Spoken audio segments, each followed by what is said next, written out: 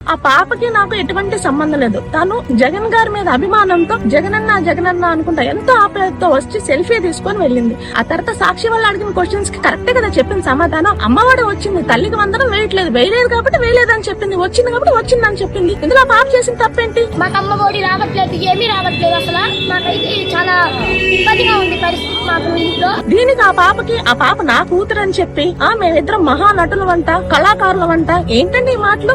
అంటే మీరు మహానటి సావిత్రి గారిని కించపరిచినట్ట లేకపోతే కళాకారులను కించపరిచినట్ట? ఆ పాప మాచర్ల నియోజకవర్గానికి సంబంధించిన పాప అని రాశారు. ఆ పాప పేరు దేవికా రెడ్డి అని రాశారు. నా పేరు కొత్తపల్లి రజని. అసలు పాప పేరు దేవికా రెడ్డి స్పెసిఫిక్ గా మీరే మెన్షన్ చేస్తారు, మళ్ళీ నా కూతురు అని చెప్తున్నారు. ఏ విధంగా మీరు ఇట్లా మాట్లాడతారు? ఆ పాపకు బిఎన్ఆర్ గోల్డ్ షాప్ వాళ్ళతో లింక్ పెట్టారు. అసలు వాళ్ళకి మాకు ఆ పాపకి ఎటువంటి సంబంధం లేదు. అంటే ఒక నిజాన్ని చంపేయటం కోసం, ఒక అబద్ధాన్ని వెలిగించడం కోసం మీరు ఎంత కాడికైనా దిగజారిపోతారని ఇదొక్కటే చెప్తున్నారు. నన్ను అన్న వాళ్ళందరికీ ఒక రోజు అనేది వస్తుంది, సమాధానం తప్పకుండా చెప్తాను. వెయిట్ అండి. మొన్న కూడా అంతే, బెండపూడి స్టూడెంట్స్ ఇంగ్లీష్ ఫ్లూయెన్సీగా మాట్లాడితే ఎంత ట్రోలింగ్ చేశారు. ఆ పాపకి 500 అబోవ్ మార్క్స్ వస్తే ఫెయిల్ అయిపోయిందని చెప్పి ప్రచారం చేశారు. ఎక్కడ చూసినా గీతాంజలిని చూసుకుంటే అంత చచ్చిపోయే వరకు ఎంత ఆడుతూనే ఉన్నారు. ఇందులో మీకు ఏ ఆనందం వస్తుందో నాకేం అర్థం కావట్లేదు.